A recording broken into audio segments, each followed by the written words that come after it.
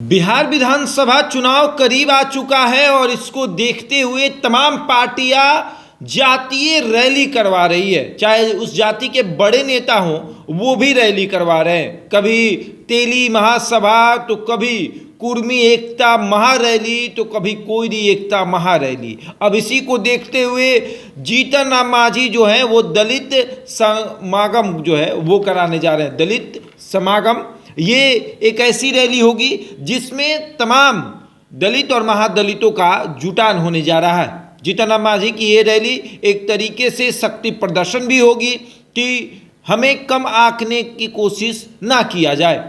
जीतन राम मांझी इस रैली में एनडीए के तमाम नेताओं को बुलाने का प्रयास करेंगे। इसमें चिराग पासवान भी आएंगे जो ये कहते होंगे, जो ये सोचते होंगे कि जीतन राम मांझी की हैसियत कुछ नहीं है। उन्हें ये दिखाया जाएगा कि जीतन राम मांझी कि पार्टी की तरफ से जो रैली बुलाई गई, दलितों की जो रैली बुलाई गई, उसमें कितने दलित जुटे।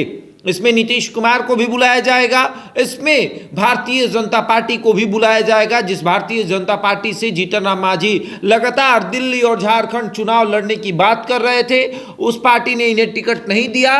कहा कि भैया आपकी हैसियत नहीं है। हैसियत जीतन राम मांझी ने ये बात कही थी कि हमारे हैसियत को कम आंका जाता है, हमें 2 रोटी की भूख रहती है, हमें 1 रोटी दे दिया जाता है। लोकसभा में जीतन राम मांझी को 1 लोकसभा का जो है सीट है वो दिया गया। और उसके बाद अब महागठबंधन की हैसियत और साथ ही साथ एनडीए में अपनी हैसियत बताने के लिए जीतन राम मांझी एक रैली बुला रहे हैं, दलित समागम।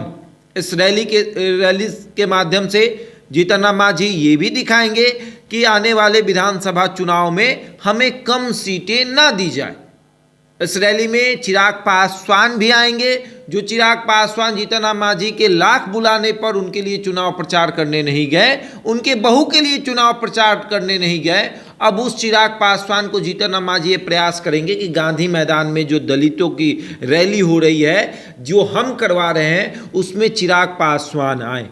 देखिए, चिराग पासवान और जीतन राम मांझी की इसलिए भी नहीं बनती है कि दोनों दलितों के नेता हैं। अब चिराग ये सोचते हैं कि अगर हम इनके साथ चलेंगे तो फिर ये बड़े नेता बन जाएंगे, या ये मेरे साथ आएंगे तो मेरा वोट लेकर चले जाएंगे। अब मांझी सोचते हैं कि अगर चिराग को हम अपने साथ रखें तो फिर दलित वोट इधर उधर हो जाएगा। अब दलित और महादलित ये लड़ाई यहाँ चल रही है। महादलित में आ जाते हैं आपको जीतन राम मांझी, दलित में आ जाते हैं चिराग पासवान। अब यहाँ कन्फ्यूजन हो जाता है कि भैया दलित वोट किसके साथ, महादलित वोट किसके साथ, क्योंकि जीतन राम मांझी तो कहते हैं मेरे साथ तमाम दलित और महादलित का वोट है। दलित भी है, महादलित भी है, और इसको लेकर खूब चर्चा होती है। अब दलित समागम जो बुलाया गया है, इसमें प्रयास मांझी का ये रहेगा कि एनडीए के तमाम नेता उस मंच पर मौजूद हों और वो उस गांधी मैदान की ओर देखें और सोचें कि वाकई में जीतन राम मांझी को कम आंका जा रहा है। जीतन राम मांझी की हैसियत वाकई में बहुत बड़ी है। ये मांझी का प्रयास रहेगा, क्योंकि पिछली बार 2020 के चुनाव में मुकेश सहनी को 11 सीटें दी गई, लेकिन जीतन राम मांझी को 7 सीटें मिली। अब समझिए, अब उनको लग रहा है कि नहीं, इस बार भी कहीं समझौता हो जाएगा, कहेगा लोग कि सेटिंग गेटिंग कर लेते हैं, 7 पर पिछली बार लड़े थे, इस बार भी 7 पर लड़ लीजिए। चाहे आपके 4 विधायक हैं, 4 को लेकर समझौता कर लीजिए। मांझी को दिक्कत हो रही है कि भैया कम सीट दिया जाएगा, लोकसभा में भी कम दिया गया, विधानसभा में भी कम दिया जाएगा। लोकसभा में तो कह दिया गया कि कम सीट ही है, 40 सीटें में बंटवारा करना है। विधानसभा में तो 243 है ना जी।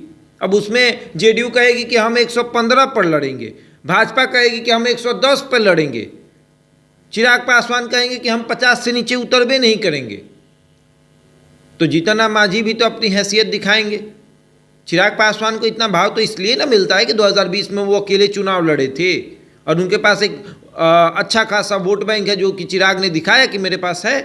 तो जीतन राम मांझी सोच रहे हैं कि अकेले चुनाव लड़ेंगे तो ज़्यादा नुकसान होगा, उससे अच्छा कि रैली करके दिखा दे कि हमारे पास है, संख्या बल है हमारे पास।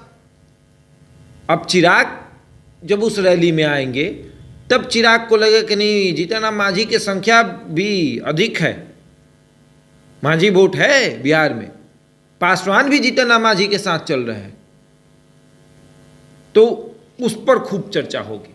और इस दलित समागम में एनडीए के तमाम नेता मौजूद रहेंगे। अब जीतन राम मांझी न्योता लेकर जाएंगे और कौन कौन आएंगे ये भी देखने वाली बात होगी। बहरहाल इस खबर में इतना ही, बने हमारे साथ और देखते रहे द इंडिया टॉप।